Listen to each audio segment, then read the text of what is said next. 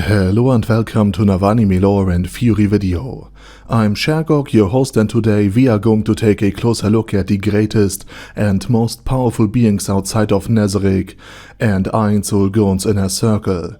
But before we're going to take a closer look at any of this, let me quickly thank my patrons for supporting this channel, and say my thanks to all users of the YouTube thanks function for making one-time donations. And with that said, let's start with the topic at hand.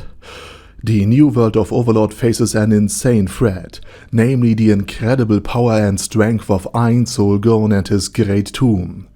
But aside from Nazarick, there are many powerful creatures elsewhere, and therefore let's take a closer look at them. And I think we should start with the Dwarven Kingdom and its mountain chain, because there are some powerful beings there, although none of them are dwarves. Firstly, there's naturally Olasir Dark Jarl, the ice dragon who gradually built up a mighty dynasty and fathered several children with his 3 wives.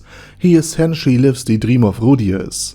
But he wasn't the only powerful creature in the mountains of Silesia. In the anime, we briefly saw the La Angla Lava Lord, a giant lava anglerfish resembling the Lavasiot from Monster Hunter World. And he is about as powerful as Olasir. However, this creature is quite bad at attacking any land-based lifeforms, unless of course you're close to the shore. In fact, it's reported that many Quagoa must have fallen into the lava during the invasion of the Dwarven Kingdom, or so the reports go. And there's also a Phoenix Lord and a Flame Dragon high up on the mountain, and together they are considered the 3 rulers of Mount Rapaslea. Unfortunately, they had little to no screen time in the anime or the light novel, which is a shame, because they sound very interesting. The mountains of Silesia were also inhabited by frost giants, similar in strength to the frost dragons, and Olasir only joined forces with Ilislim and his other concubines to build up a dynasty and subjugate the Quagoa because he realized he would be hopelessly outnumbered in the battle against the well-organized frost giant clans. Moving on to the strongest warrior in the Kingdom of Riestais, there were certainly some notable ones. Garzef Stronov, Brain Anglaus, or Azud Eindra are all powerful in their own right. But without equipment and magical wings, neither Garzef nor Azud could surpass level 30, the realm of heroes. And Brain Anglaus in his last moments reached an attack as powerful as that of a level 40 being, although this mobilization of his entire body would have been fatal for him, even without Gokuto's attack. But they were not the strongest beings in the Kingdom of Riestais. It is of course Philip. Just kidding. But there's someone against whom Ainz fought in one of the bonus stories, alongside the rest of the Floor Guardians. Zytel Quay, the giant tree, with so many hit points that even Aura with all of her ranger skills couldn't estimate how much damage he could actually take before collapsing. However, his other combat stats weren't so good that he could repel Ainz and his guardians. But he was able to overcome a spell from Demiurge, Frost of Judica, that freezes him in place eventually. But since the tree also lacked the vital immunity to time magic, something that is required if you want to face Ainz in a fight, Ainz was able to decorate his entire body like a Christmas tree, using Time Stop and the Exploding Mine, before blowing him up. Moving on to the Arland Council State and the 5 Dragonlords who advise it. We don't know much about the internal political structures of the nation, except that wild magic, the magic of the soul, is fought there. But as the name suggests, the Dragonlords who co-rule it are an integral component, making it almost impregnable for any outside forces, since battling a Dragonlord isn't something most sane person would want to do. And something that basically no one could do. And even the weakest of the Dragonlords are basically at level 60 or at level 70, and Platinum is even stronger, and could be close to level 100, or even higher than that. as we know that Platinum possesses a wild magic item, a ring, which was given to Rigrid and passed down several times until Ainz could take it off of Climb's hands. So, there's the possibility of it. And there will be a separate video about this possibility sometimes later. But anyway, with its enormous strength and especially that of his real body, Platinum is by far the greatest adversary in the New World for Nazarick, ever since that she was roasted by Mare. Platinum's strength was also enough to eliminate players in the past, and he's not the only dragon to have done so. Deep Darkness Dragonlord apparently lives beneath the Great Forest of Top in a cave labyrinth, and Deep Darkness took a player's world item 300 years ago and eliminated him. This means even players with world items are not safe from a single Dragonlord, much less two of them. And here's where it gets interesting. With two powerful dragons who have eliminated players near Ainz, Ulgon and the Great Tomb of Nazarick in the past, it could be that they will eventually join forces. Although Platinum is unsure about Deep Darkness' character and his motives. We look a bit into the Bahruth Empire. The existence of Luda Paradane has shown there how one man can influence the fate of an entire nation. Don't get me wrong, the Elder Lich that Ainz Ulgon sent to the Lizard Man, mostly thanks to its stat boost it has received from Ainz, can certainly be regarded as stronger, or at the very least as similarly strong as Luda Paradane. However, it is a creature created by Ainz. For the ordinary New World, that thing is an apocalypse on two bony legs. And it took a Hydra and a bunch of 3-meter-tall legendary lizard heroes to take it down with all of their strength. And Luda Paradane is just as powerful. 200 years ago, he was fascinated by magic and everything related to it when a caster came to his village and demonstrated magic to him. And ever since then, over the course of 200 years, he lived in the Empire. He single-handedly saved the realm from several catastrophes. And the Death Knight he encountered on the Cuts Plain, which he captured with the help of his students, the Fly Spell, and a lot of fireball carpet bombing, is an example of such a formidable foe. I mean, the attack on Ena Uru also had shown how many troops a Death Knight and a Death Warrior could just raise from the fallen humans. And what a formidable foe it actually is. And without Luda, such threats and others would have likely overrun the Empire over the course of its history, because in contrast to the Kingdom of Riestais, it is not shielded behind good geographic barriers and friendly neighbors. So even people who are only around level 30 or slightly above or below have an enormous impact on entire nations, simply because they are still overpowered compared to the rest of the New World. And the same also applies to the 3 Soul Eaters that were summoned in the land of the Beastmen by Surshana and killed approximately 100,000 Beastmen before meeting their own end. Next we move on to the Dragon Kingdom, which is currently being ravaged by the Beastmen.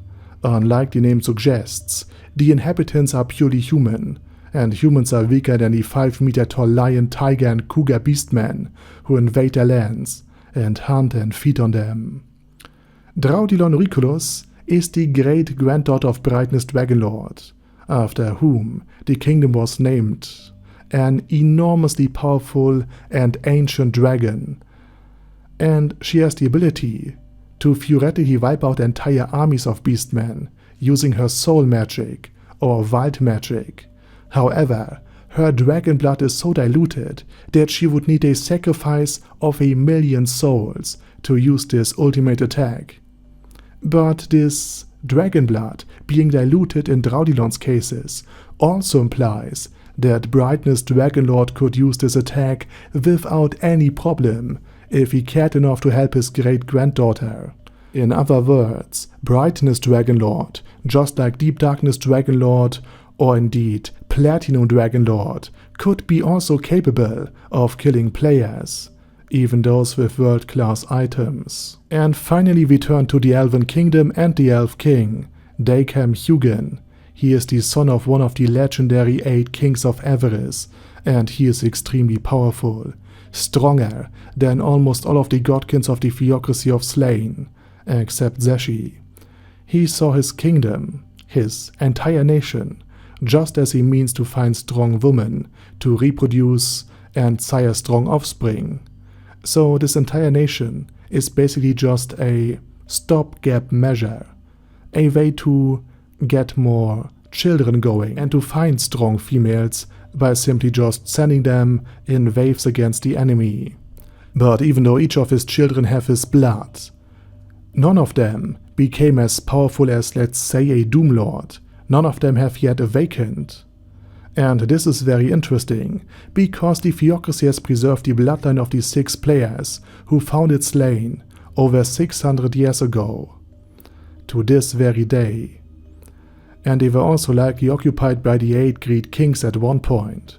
So the Elf King, despite his father being a player and one of the Great Kings, couldn't awaken one of his likely hundreds, if not thousands of kids, suggest that more than just combat experience is needed to awaken godkins, something that the theocracy is well aware of, judging by the fact she has multiple awakened godkins.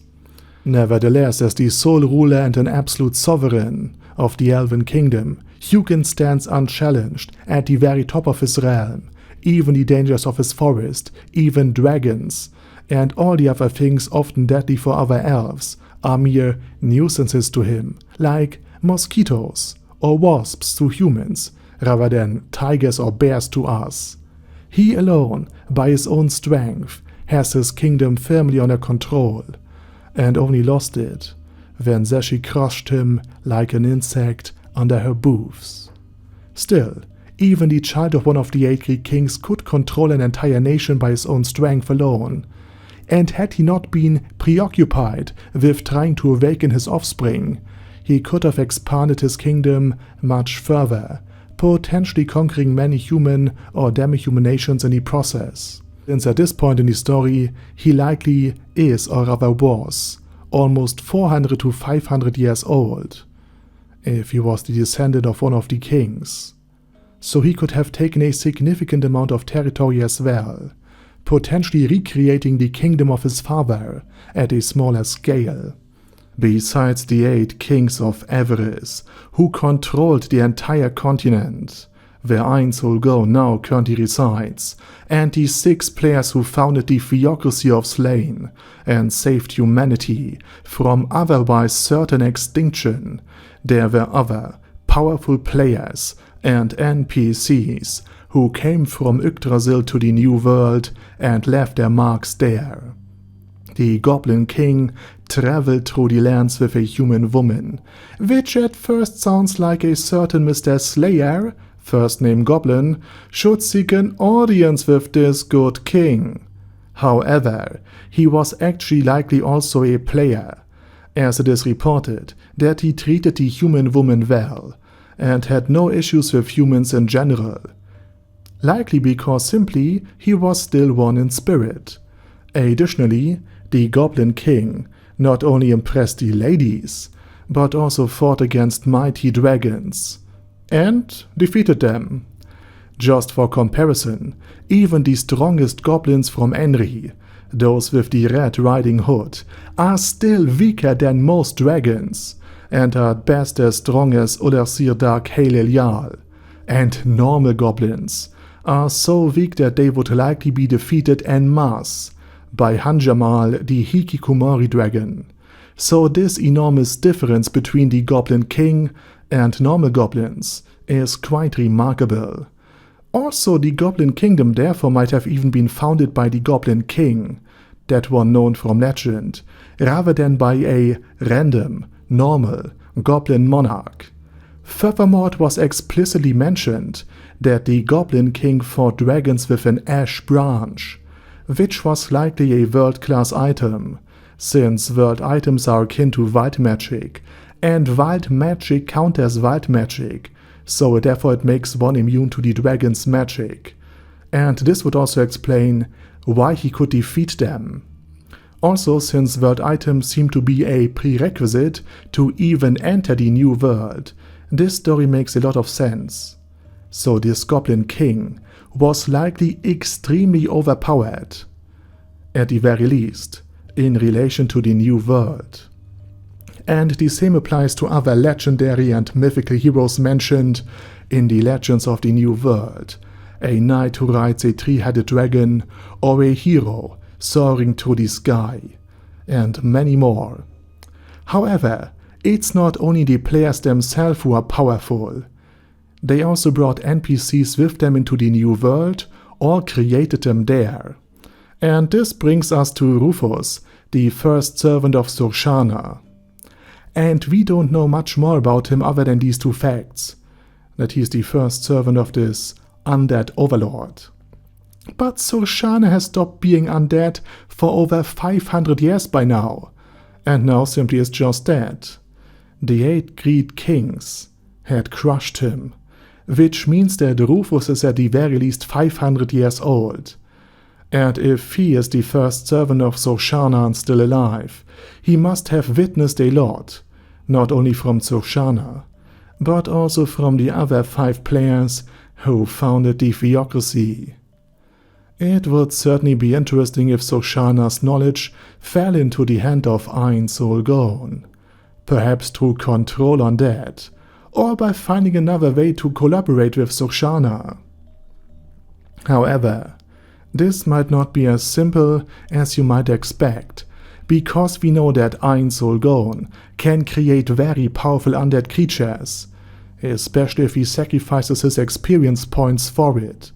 In other words, Surshana might not just be an ordinary skeletal mage like Titus Annaeus Secundus, who manages the forbidden library of Ashurbanipal in Nazarick, but rather an overlord, a grim reaper Thanatos, a death emperor, or perhaps a doom lord who must constantly be supplied with negative energy to avoid perishing, similar to the god emperor from Warhammer 40k. In any case, he is an important eyewitness, and could have accumulated enormous amounts of knowledge. This means that even if he is just a skeletal mage, he would still be extremely powerful, because he could guide the theocracy in a certain direction with all of his knowledge, and he would know how to wield it. Finally, we come to the 5 realms within the continent that vie for dominance. Even though the western end of the continent is extremely dangerous for humans, the interior is even more dangerous than the entire rest of it.